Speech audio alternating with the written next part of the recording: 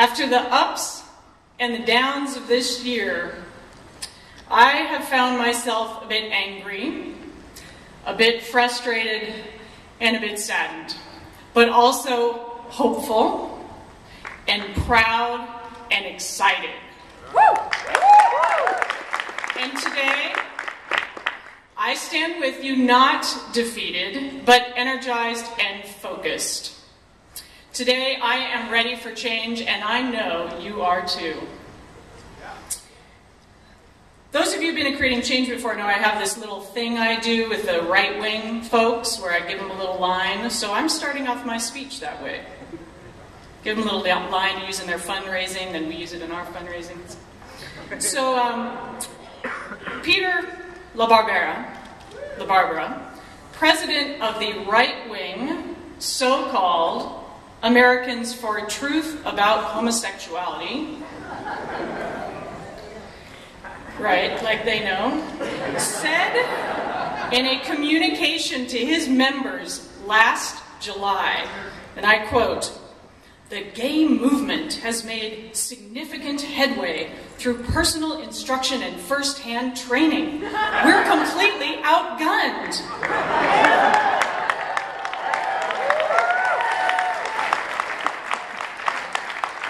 He continued, "They've got the Creating Change Conference from the National Gay and Lesbian Task Force, training thousands of people each year."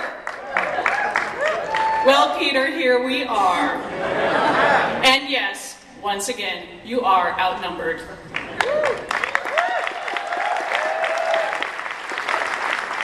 You are outnumbered by over 2,500 people here and the thousands of others across the world who are watching this online.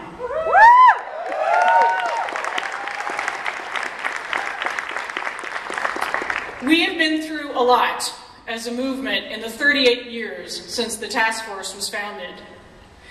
We have faced tough times before, but we will not stop until we create the necessary change to live our lives freely. Welcome to Creating Change 2011.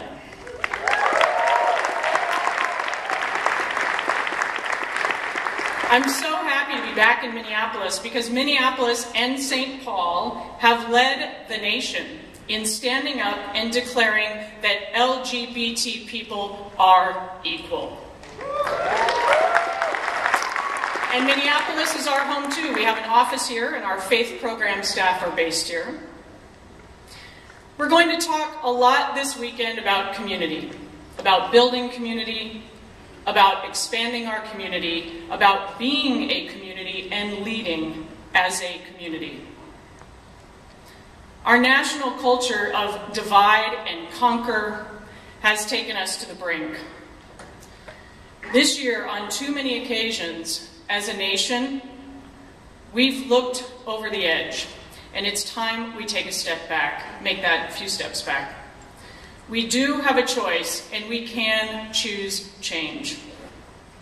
We can show this country what real community looks like.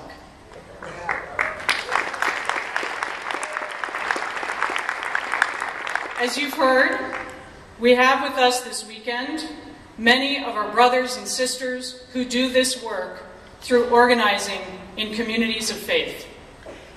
A focus of this weekend will be on building stronger ties with the faith community, bridging the faith and secular worlds, and developing a vision that will enable us to move forward together. For me, being an activist, a secular activist, devoting myself to the higher purpose of working for LGBT freedom and equality, for human rights, is very much a spiritual practice. Activism connects us to each other. It connects us to those we've never met, and to those of future generations who will benefit from our actions and our work. I have faith in social change, faith in all of us in this room and across the country who will not take no for an answer, who will not tolerate abuses of basic human rights, and who have proven again and again that change is possible. For many, faith is believing in the unseen. It is confidence that what we hope for and aspire to will come to be. Now, I don't have to tell you, the LGBT community is a group that knows a lot about faith. We cling to it every day, to the belief in things yet unseen. Despite the barriers, despite the ups and the downs, we keep on our steady march and our eyes ever on the prize. It's our faith in the promise of this country and the goodness of the people that keeps us going even when the full extent of that promise is unseen. We hold fast and we believe. It's proven a hard march, but one that others have taken successfully before us. It's in their footsteps we travel, confident that their outcomes can also be ours, and that in our time, and that in time, our footsteps too will help others. That if we persevere, if we have faith, if we stay strong and unified, if we stay true to what we struggle for, we will be rewarded. And we've seen it right here before in Minnesota. In 1974, 37 years ago, Minneapolis passed a non-discrimination ordinance covering sexual orientation. Then just a year later, that law was revised to include transgender people.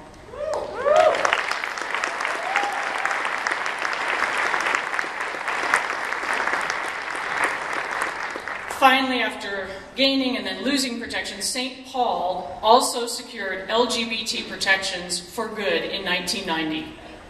Also in 1990, the task force held Creating Change right here in Minneapolis.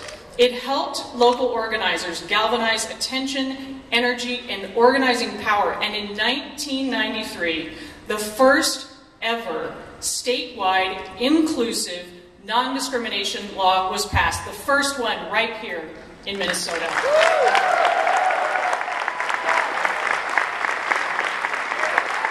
Thank you, Minnesota, for showing this country what is possible. Minnesotans know how to stand up for equality and know how to stand up to those who would deny us freedom. And I can't wait to see what happens after this conference this year. In the coming months, Minnesota may be called to stand up to those who want to deny our relationships and our families by attempting to ban marriage, and to those who seek to make English the state-sanctioned language, and to those who want to repeal fair pay laws for women, and to ban state funding for abortion services. And we, all of us across the country, will be called to stand with Minnesota, and we will.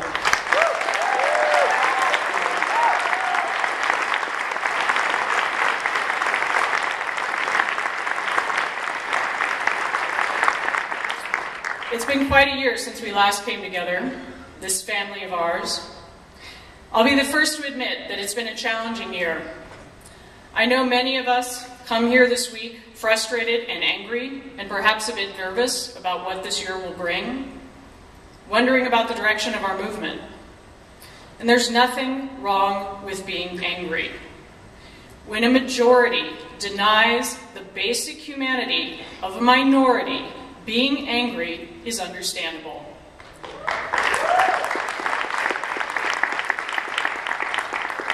But let us use our frustration and anger and our passion, our creativity, our desire for justice, and channel it for good.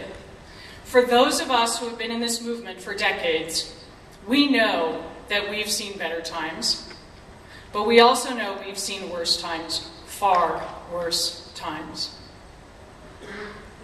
Times in this country when we were more isolated than we are now.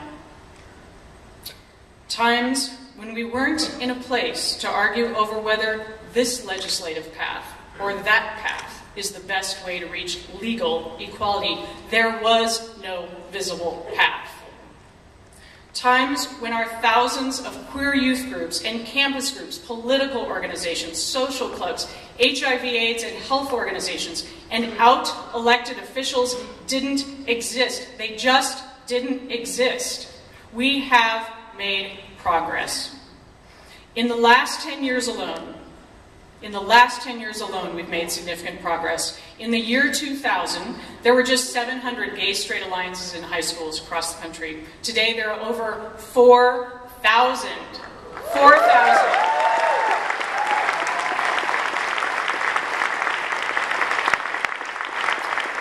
And that's because of the work of many students in this room. And LGBT inclusion in anti-bullying policies is now considered a best practice by the United States Department of Education.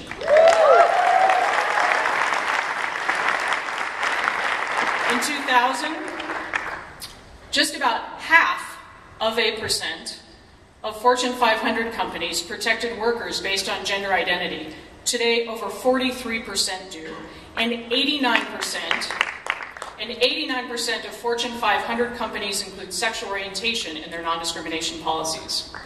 Again, the work of people in this room. Today, there are now over 1,000 appointed and elected officials around the world who are out LGBT people, and over 700 of them are in the United States alone.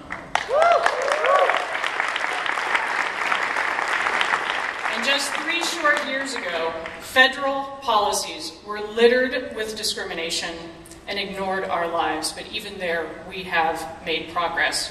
And look around you, this is one of the largest Creating Change conferences ever, 23 years. Think we're backing down? Think we're pressing pause? No way, not a chance. Yes, we have more to accomplish, more to push for. But like those who have gone before us to get us to this place, we must always have a vision for more. We will never give up, and we will never allow our anger to turn into apathy or our frustration to turn into fear. This year has been a bit of a roller coaster, but now is not the time to get off the ride. This is it. This is the work. This is the movement forward. And sometimes moving forward includes highs and lows, valleys and peaks. This year, we felt the high of repealing Don't Ask, Don't Tell.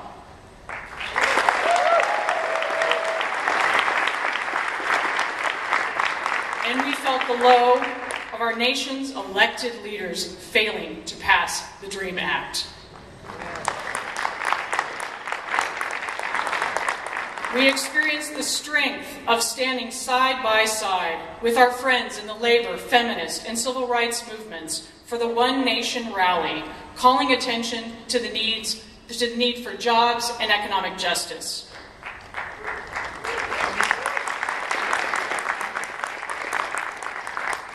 And we experienced the depths of despair as more LGBT young people were harassed and bullied to death, and of hearing that our brother in this work, David Cato, was murdered just last week. Violence that has been fueled by US-based evangelicals fanning the flames of homophobia in Uganda. Workers for human rights across the globe literally risk their lives. To all of our brothers and sisters working for change in Uganda, our hearts are with you, and we stand beside you as we all fight state-sanctioned violence, discrimination, and religious bigotry here and abroad.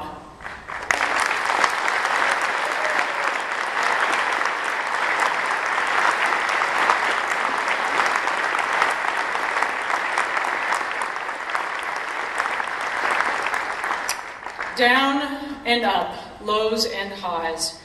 It's the nature of struggle for human rights, for LGBT civil rights. But the harder we work, the more committed we remain, the stronger we will be, and the more peaks we will see in our future. Consider what we accomplished just this last year.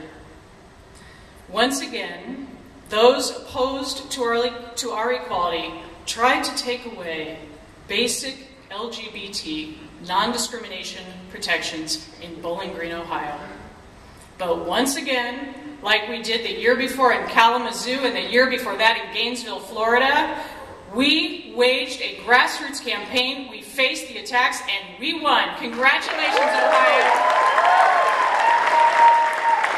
Well done, Ohio.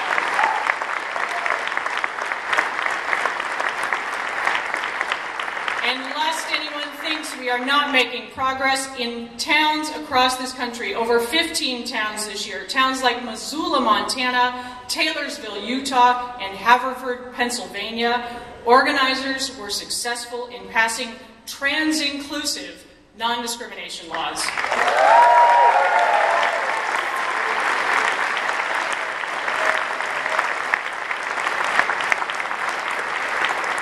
We have seen it again and again, that grassroots power, time-tested and increasingly sophisticated campaigning, and neighbors talking to neighbors wins the day.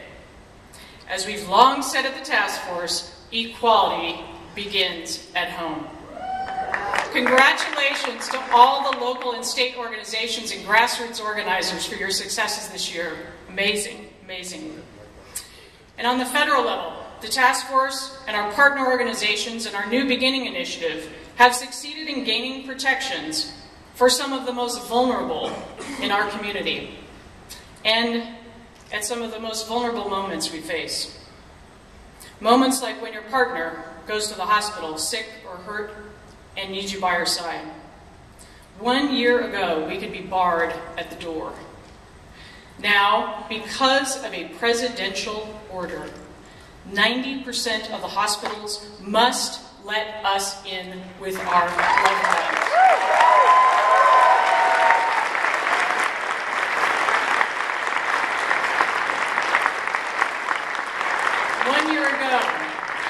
LGBT families in need could be turned away by a homophobic gatekeeper as they apply for public housing or a home loan.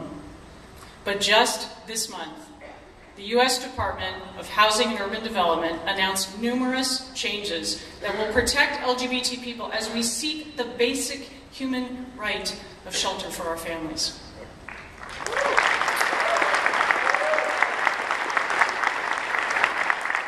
Now, there are some people who call this piecemeal progress.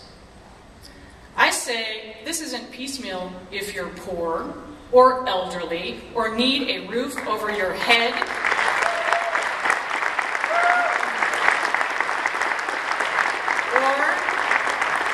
or if you don't want to experience the indignity of contorting our family realities into a government form that once only gave you the choice of mother and father. This isn't piecemeal progress. It's powerful, and it moves us forward as a people and as a society.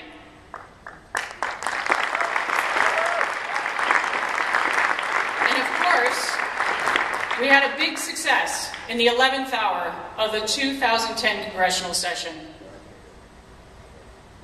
After generations of hiding pictures of each other and writing love letters in coded language, after generations of service members' partners not being allowed the dignity to know whether their partners are safe or have died because the military didn't recognize their love, after generations of being asked to risk their lives while being forced to lie, after 17 years of working to overturn an immoral law, my friends, we succeeded in overturning Don't Ask, Don't Tell.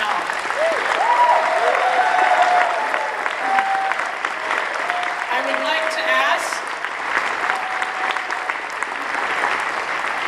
would like to ask all the service members, veterans, and their families to please stand or raise your hands if you're able.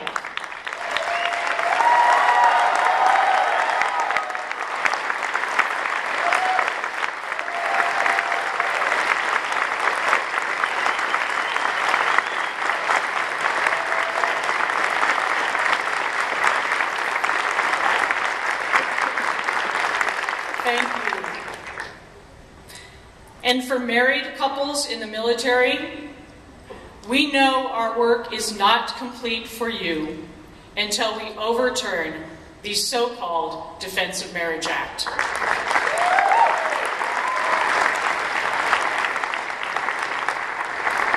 For our transgender friends, we know our work is not complete until you too are able to serve.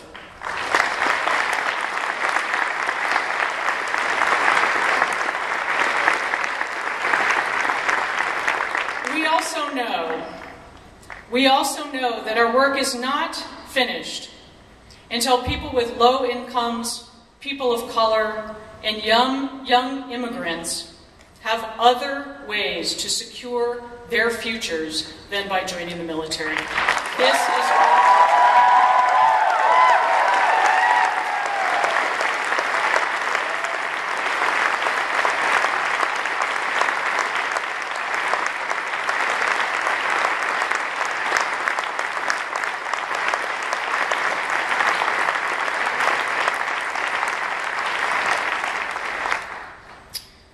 This year, the LGBT community showed that we care about the many issues that affect our lives: jobs and economic security, immigration, social security, and healthcare reform work, which, by the way, will benefit more LGBT people than any LGBT-specific legislation we've been working on. And as you know, healthcare reform is under attack, and we have to fight off those attacks.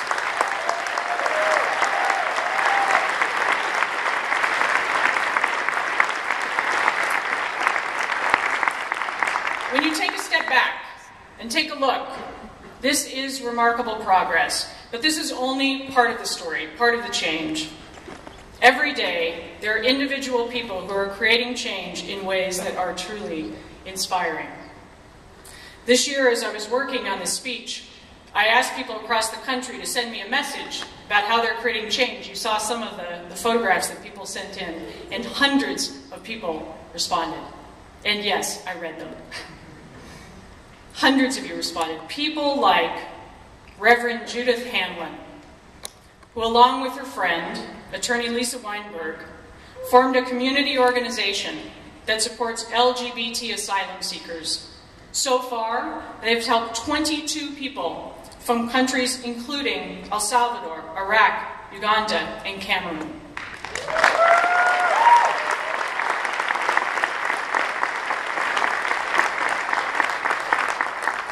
Judith, who describes herself as straight, suburban, religious, and passionate, is with us here at Creating Change.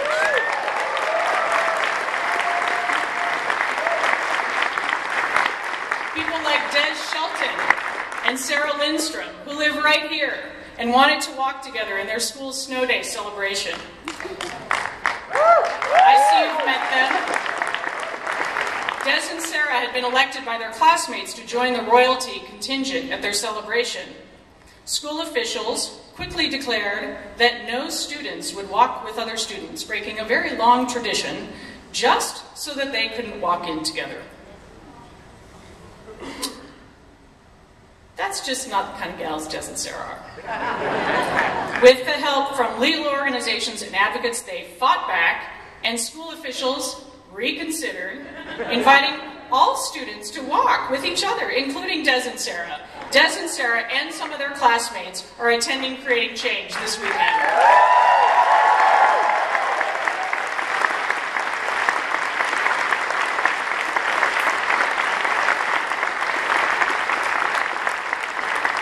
We also heard from people like Lori Buckwalter, a radio programmer in the Northwest, who came out as a transgender woman on the air 6 months ago. Recently, a woman told Lori that her coming out had saved a friend's life, a trans woman who had despaired to come out and was suicidal. Lori wrote to me, "This may not be huge change, just one precious life, but I am as proud and happy as I could be to have given hope."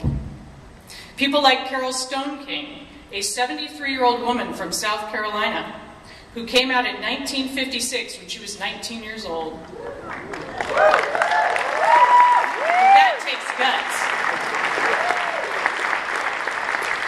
as an OLACer, Older Lesbians Organizing for Change, she is making sure that women over 60 know that there is an organization that cares about them. She wrote to me, she has had both hips replaced, both wrists replaced, both cataracts removed, and she still keeps going. Carol is with us here at Creating Change.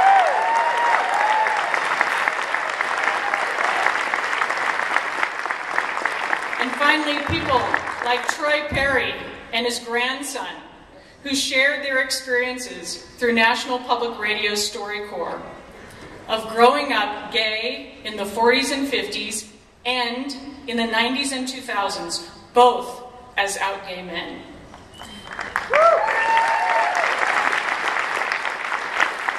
Their stories are now part of the Library of Congress. Tony is with us here at Creating Change.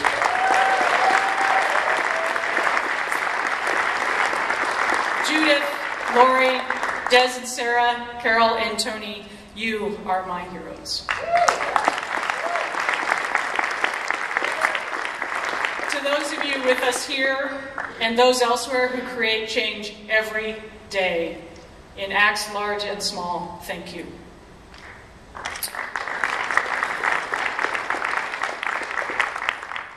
But what really is our vision for change?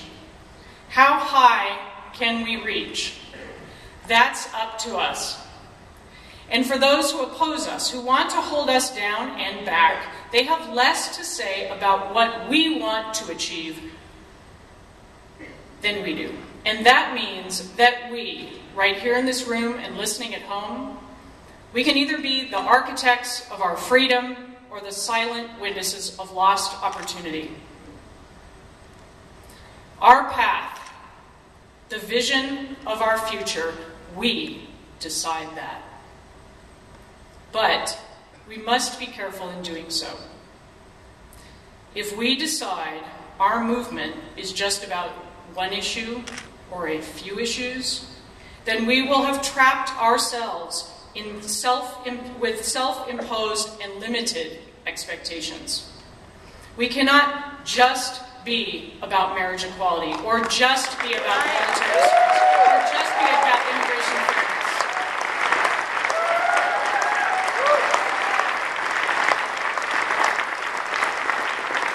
We must be about all these things and more.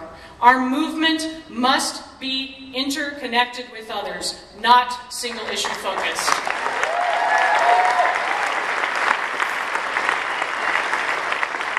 Our sights must be set beyond what most consider to be equality. Our goal must be unconditional justice, a transformed society.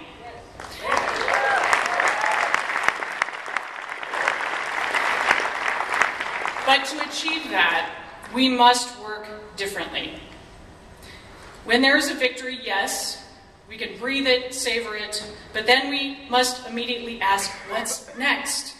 That must be our vision for the future, and that must become what we expect from ourselves, from each other, from our leaders, and from our movement. I believe that one day we will have a gay president. I believe that one day we will have a lesbian president. I believe that one day we will have a bisexual president. And I do believe that one day we will have a transgender president.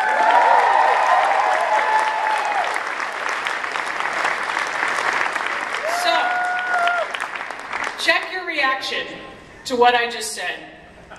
Do you agree? Yes. Yes. Love that.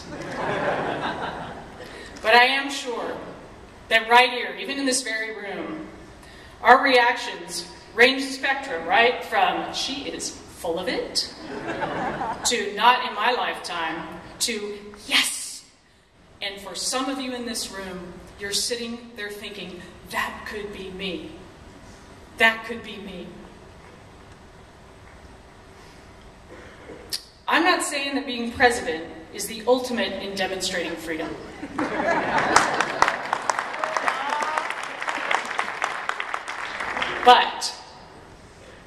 But in this country, it does speak to a level of change, a level of public support, and of possibility in this country. And it speaks to our own expectations about what is possible.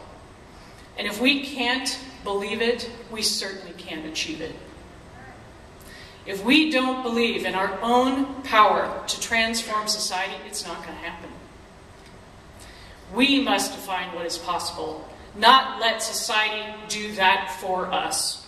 So let me say this again. I believe that one day we will have a gay, lesbian, bisexual, and transgender president. I believe this because what I have seen from the people in this room.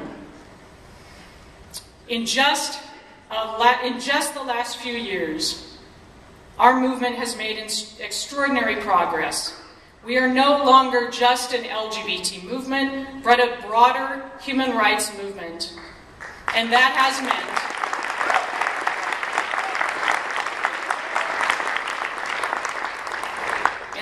meant and will mean an evolution both in our expectations and the composition of our movement. For many years, PFLAG has shown us that you don't have to be lesbian, gay, bisexual, transgender, or queer to fight for LGBTQ rights.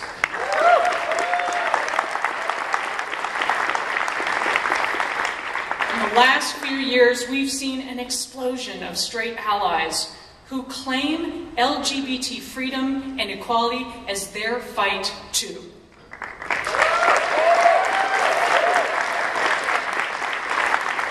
Following the recent midterm elections, in the next couple of years, we're going to need all the friends we can get. For us, the next year will be a time when we focus on broadening our community and alliances. When we work together to strengthen our relationships, and when we work together with our friends to lift both ourselves and others. Congress is going to be less receptive. But we've been there before. In what we thought was the best of times or the worst of times, we've always made progress. And in particular, we've always made progress in building our grassroots power and making positive change happen for LGBT people at the local and state level. Our movement is built on more than 40 years of sacrifice and commitment.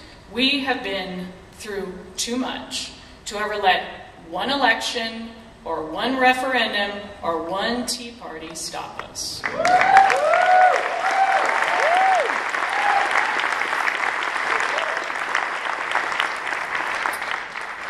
The end to Don't Ask, Don't Tell didn't just happen. Its roots can be traced back decades. Its demise was foreshadowed by the racial integration of the military and women being able to serve alongside men. And that's the way of social change. It stands on the shoulders of and bears the fingerprints of those who came before us. And so even now, when many think the tide is flowing against us, our progress will not be stopped. We will set our expectations high and we will pursue them. We are not only fighting for legal equality. We want to transform society, securing unconditional justice and freedom, not just for LGBT people, but for all people.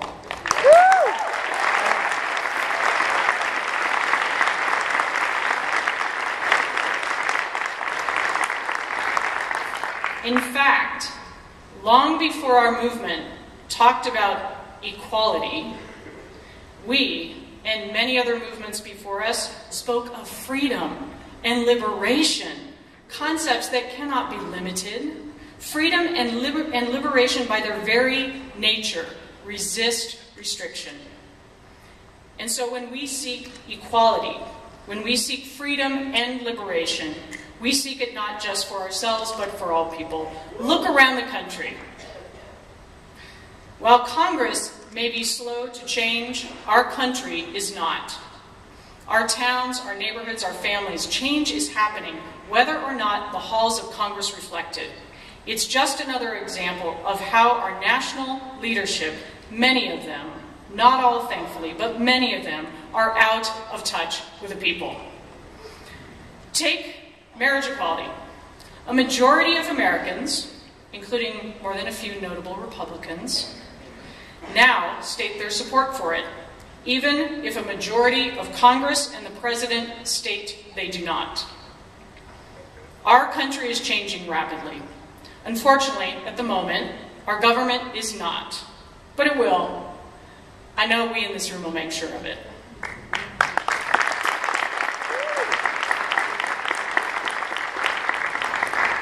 We will make sure of it not only on what are considered to be LGBT-specific issues, but on the broader set of issues that affect our day-to-day lives. That's why we at the task force have been holding meetings with civil rights leaders, union leaders, immigration, and other progressive leaders so that we may think together, strategize together, work together to keep the momentum of progress ever forward, even as some in government want to move it backward. Yes, we will continue to work on LGBT-specific legislation, to organize for ballot measures, to train leaders and grassroots organizers for the campaigns of the day. But truly transformative change, change that shifts the very foundations of our society, change that seeks to impact hearts and minds and behavior. This is the change that lasts, and this is the change to which we are called. As we seek this change, we must do so recommitted to our common future and to each other's successes. As we move into this new decade, we have the opportunity to make new choices about how we do our work as a movement. Make new choices about who we partner with. And so, as we do make those decisions about what's next for us, there are a few things I think we should consider. First, we must make our movement one that truly represents the racial, gender, and economic diversity of our community.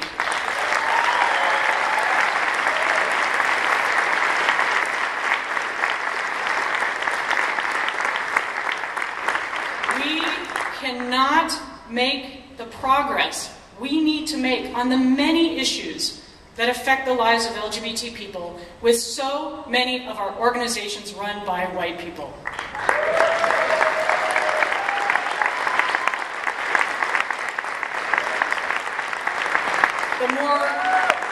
The more diverse we are, the more representative we are, the stronger we will be. To that end, the task force is working through our Academy for Leadership in Action to increase the number and diversity of people skilled at stepping in as staff and board and volunteers and organizers of our movement. Second, we must work harder to make gender, identity, and expression central to all of our work.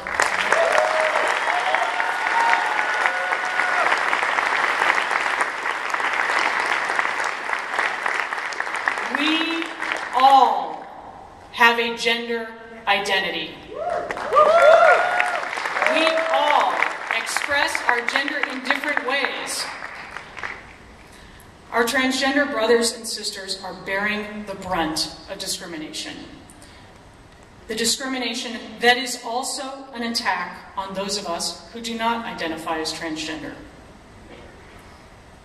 Just this morning, we released the report on the National Transgender Discrimination Survey, Injustice at Every Turn.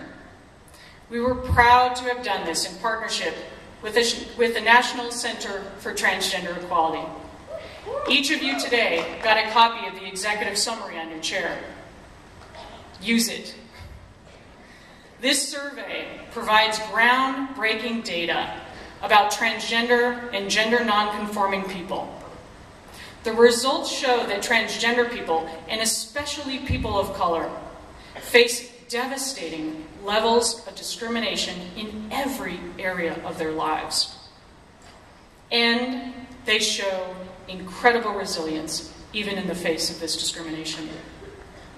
This survey is a wake-up call and a call to action for our movement. This must be a shared fight.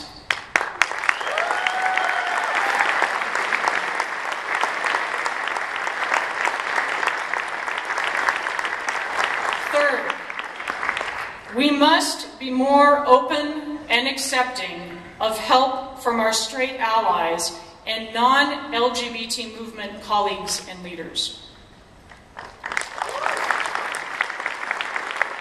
Honestly, 2015, even 10 years ago, there weren't a lot of non-LGBT progressive groups pounding on our door looking to help us on employment non-discrimination or team up with our grassroots activists to help us pass protections on the state and local levels. There were some, but not many. But it is also true that we didn't always ask for help, nor have we done the necessary work to make the connections. We got used to working alone, talking only to ourselves, messaging only to ourselves. Yes, some of our campaign ads over the years made us feel really good, but they didn't change votes. But now that's changed. We have friends, we have allies, and we need to listen and work with them in ways that acknowledges their commitment and values their partnership.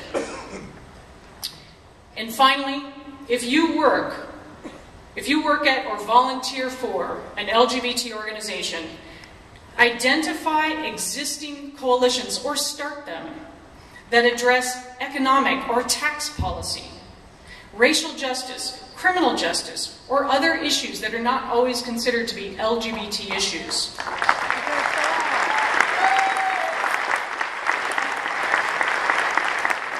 Join these coalitions, share your perspectives from the LGBT community, and show or learn about how these issues are LGBT issues.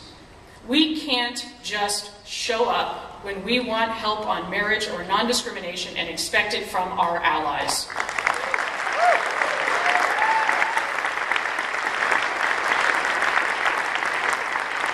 If we do not see our work in a more expansive way, in a way that speaks to the many issues in our lives, in ways that partner with progressive organizations, and to show up on those broader issues, we will be halted in our progress. We will not make progress.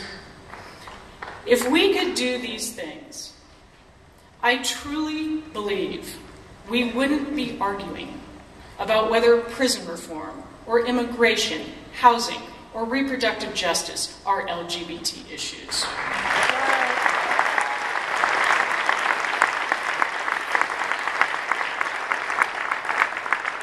If we could do these things, I believe we would gain more support from a broader range of society, and we will get marriage, we will get non-discrimination, and we will have safe schools. If we could do these things, we would lead like we have never led before.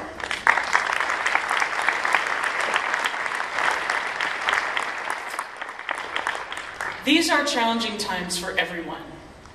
These are times when our common struggles ought to be bringing us together rather than tearing us apart.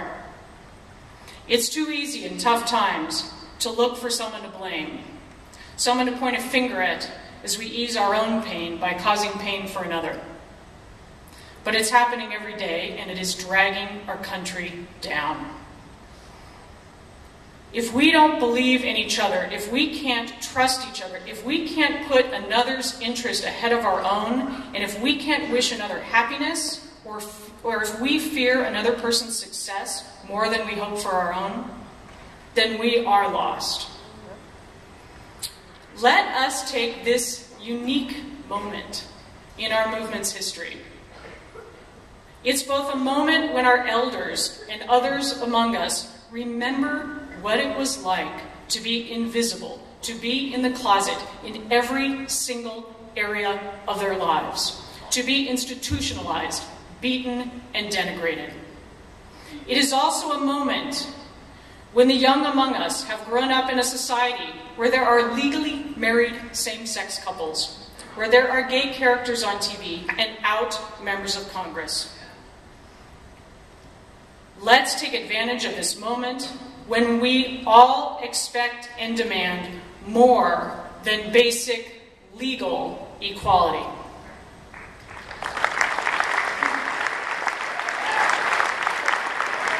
It's just like when a runner is running a race and is exhausted by the race but sees the finish line. The runner, having seen the finish line, runs faster, not slower, to get to it. That's what we need to do. We have to run faster and we have to push harder. Unfortunately, but not surprisingly, many of us have internalized the limitations that have or still do exist in society for LGBT people. Today, I am asking all of us to resist with all our will those limitations.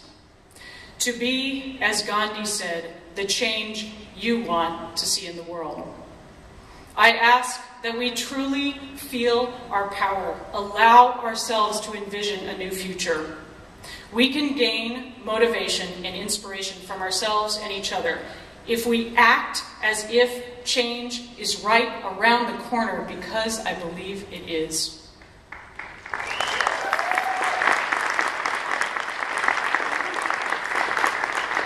Let us act as if one day no one, not here, not in Uganda, not in Egypt, not anywhere, will be murdered or silenced simply because of who we are, who we love, or that we work for freedom and human rights.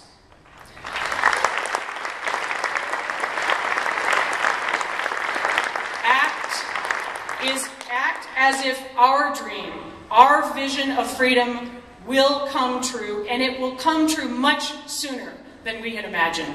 Act as if we have an LGBT supportive Congress and President in 2012, and start organizing the vote now.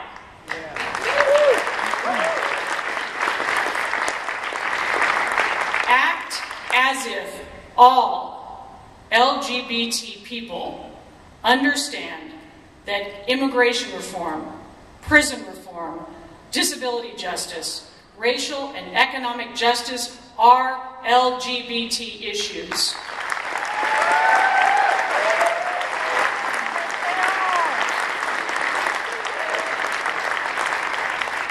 Act as if all people know they will be more free to express themselves as we in the LGBT movement work for sexual freedom.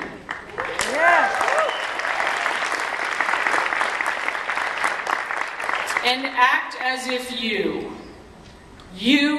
are the person who will create the change that sets us all free.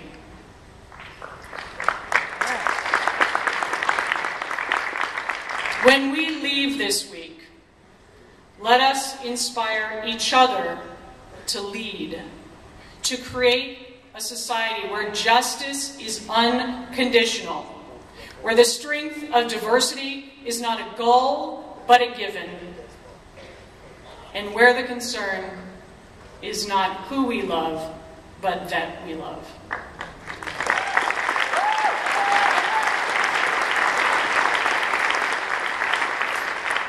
Believe in us, believe in yourselves, believe that the sweetness of freedom will one day be on all of our lips. And let's go create change. Thank you.